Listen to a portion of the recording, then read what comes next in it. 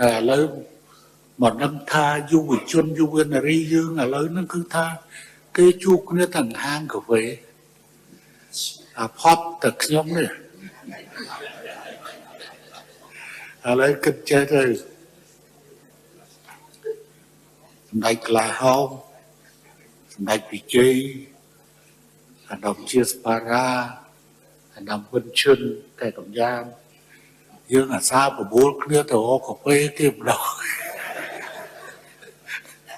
អាហ្នឹងអត់អីអាហ្នឹងគឺអាហ្នឹងមិនដូចកញ្ញរិទ្ធទេកញ្ញរិទ្ធទៅមើលផ្សេងហើយយើងទៅចាស់ចាស់គឺរកកាហ្វេអីព្រោះឥឡូវគេជំនុំនេះឥឡូវគេហៅគ្នាឃើញគេណាត់គ្នាទៅហាងកាហ្វេនេះហាងកាហ្វេនោះគេនិយាយការងារទៅតាមហាងកាហ្វេទៅវិញចឹងបានជាគេចូលនិយមបើកហាងកាហ្វេនេះអាហ្នឹងយើងត្រូវបដ ாய் ឲ្យគេរុញជំរុញឲ្យគេដើម្បីឲ្យគេធ្វើអាហ្នឹងណា